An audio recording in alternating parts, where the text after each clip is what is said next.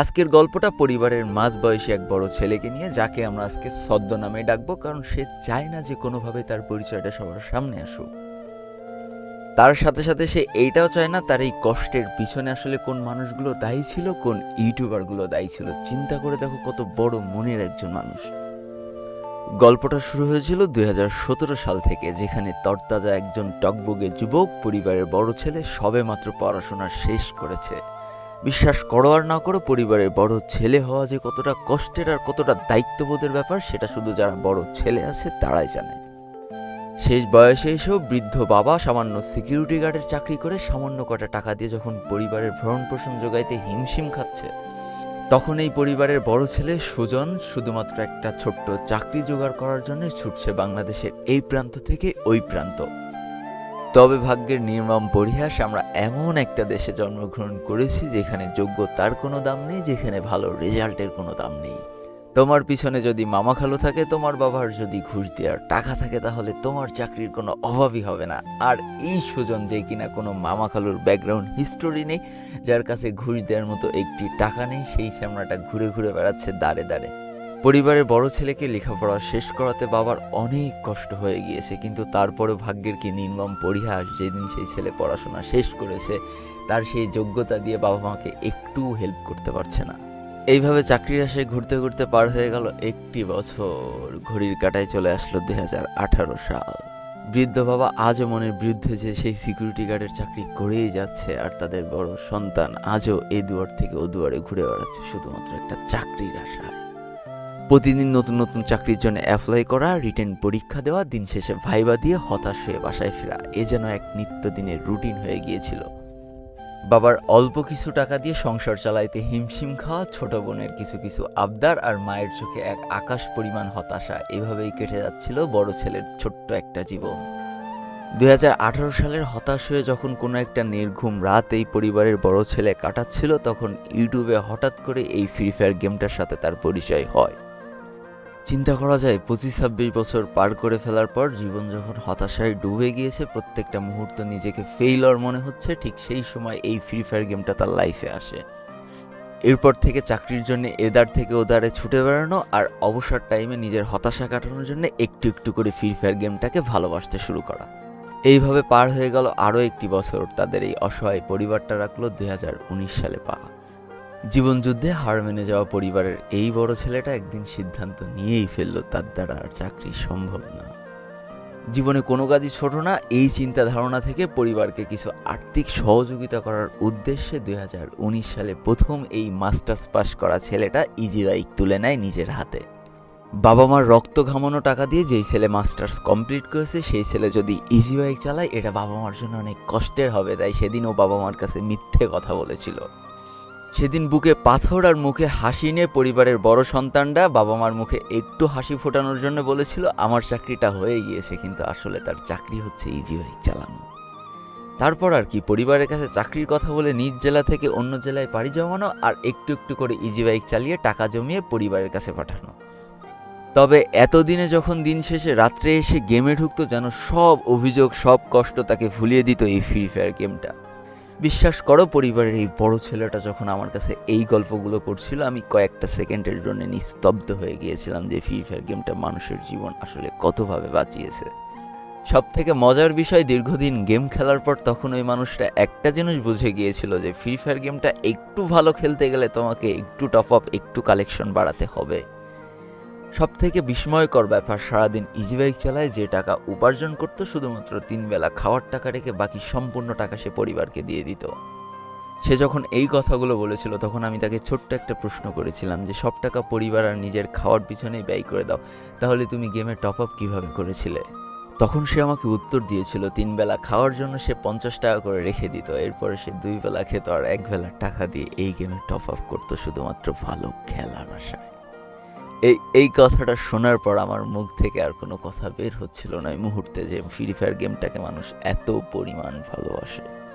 এরপরে তার জীবনে আরো একটা টুইস্ট আসে। সারাদিন ইজি বাইক চালানো আর দিন শেষে রাত্রেবেলা বাসায় এসে সে যখন গেম খেলতো আর ইউটিউবে ভিডিও দেখতো, একদিন তার কাছে মনে হতে লাগলো সেও একটা ইউটিউব চ্যানেল তৈরি করুক। এরপর যেই কথা সেই কাজ, শুরু হয়ে গেল 2020 সাল থেকে তার ইউটিউবে প্রথম পথযাত্রা। পরিবারের এই বড় ছেলেটার সাথে আমার বয়সের ডিফারেন্স অনেক বেশি হইলেও ইউটিউব যাত্রাটা প্রায় একই সাল থেকেই শুরু করেছিলাম দুইজন। এরপর থেকে এইভাবেই তার জীবন চলতে লাগলো, সারাদিন ইজি বাইক চালানো, দিন শেষে বাসায় এসে না খেয়ে গেম খেলা আর ইউটিউবে একটি একটি করে ভিডিও ছাড়া। আবারও তোমাদের বলেছিলাম না যে জীবনের প্রত্যেকটা রাস্তা যেখানে ফুরিয়ে যাবে ভাগ্য তোমাকে আর একটা রাস্তা ঠিকই দেখিয়ে দিবে। সে যে বুকে কতটা কষ্ট আর মুখে মিথ্যা হাসি নিয়ে মানুষকে হাসানোর ভিডিও বানাতো সে শুধুমাত্র সেই জানতো, আর এখন আমি জানি। সারাটা দিন ইজি বাইক চালিয়ে দিন শেষে যখন বাড়ি ফিরে না খেয়ে ইউটিউবে ভিডিও বানাতো তখন জনগণ তো তার এই কষ্টটা না দেখলেও সৃষ্টিকর্তা ঠিকই সেদিন তার কষ্টটা দেখেছিল। এই জন্য তো অল্প কিছুদিনের মধ্যে তার সাবস্ক্রাইবার সংখ্যা প্রায় 70,000-এরও বেশি হয়ে যায়। আজকের দিনে 1-2 লাখ সাবস্ক্রাইবার তোমাদের কাছে কিছু মনে না হলেও আজ থেকে এত বছর আগে 70,000 সাবস্ক্রাইবার কিন্তু অনেক বড় ব্যাপার ছিল। সারাদিন ইজি বাইক চালায়, দিন শেষে যখন সে বাসায় ফিরে একটু নিশ্চিন্ত হয়ে গেমে ঢুকছিল হঠাৎ করে তার ফোনে রিংটোন বেজে ওঠে। কলটা রিসিভ করার সাথে সাথেই ফোনের ওই প্রান্ত থেকে বেজে ওঠে যে তোর বাবা আর বেঁচে নেই। সেদিন এক আকাশ ভেঙে পড়েছিল এই বড় ছেলের মাথায়। দ্রুত বাড়ি ফিরে যাওয়া আর মাকে জড়িয়ে ধরে অজস্র কান্না করা। এরপর থেকে পরিবারের সমস্ত দায়িত্ব এই বড় ছেলের মাথায় এসে পড়ে। আমার লাস্ট ভিডিওতে তো তোমরা দেখেছোই আমার 1 মিলিয়নের ইউটিউব চ্যানেল থেকে আমি সামান্য কয় টাকা ইনকাম করি, সেখানে 70,000-এর একটা ইউটিউব চ্যানেল থেকে সে কতই বা ইনকাম করতে পারত।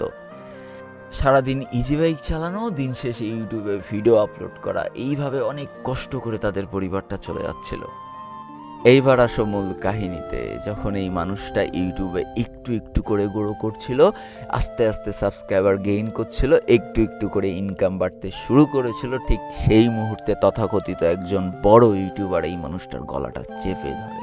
সেদিন ওই বড় ইউটিউবারটা একটা সেকেন্ডের জন্য ভাবিনি যে এই মানুষটা কতটা কষ্ট করে তার পরিবারকে সাপোর্ট দিচ্ছে, এই মানুষটা কতটা কষ্টের পরেও এই হাসি মুখে ভিডিওগুলো বানাচ্ছে।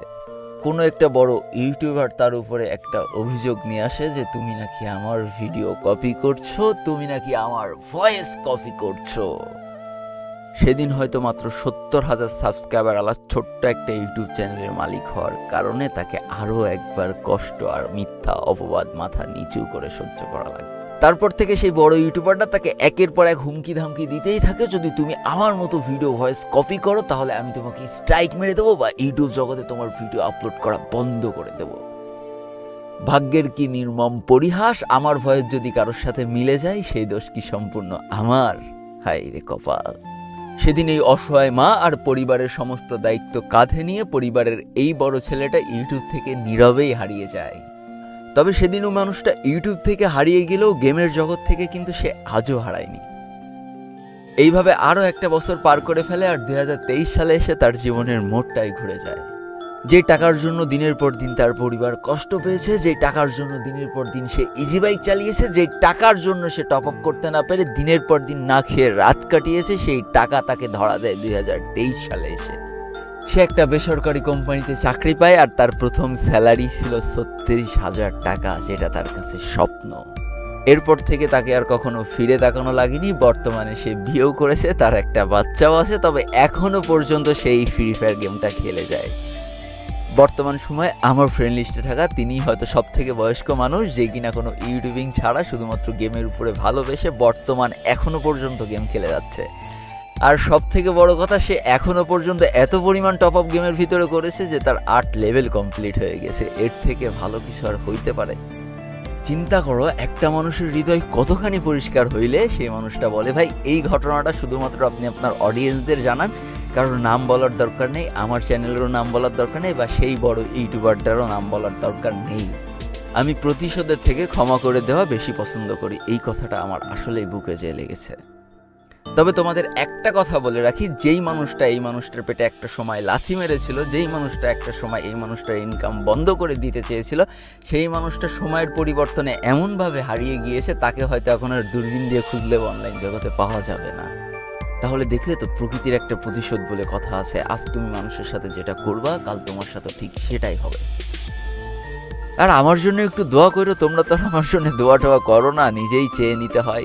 দোয়া করো আর এই ভিডিওতে লাইক করো, কমেন্ট করো, যাতে আমি আরো তোমাদের এমন সুন্দর সুন্দর গল্প তোমাদের মাঝে উপহার দিতে পারি।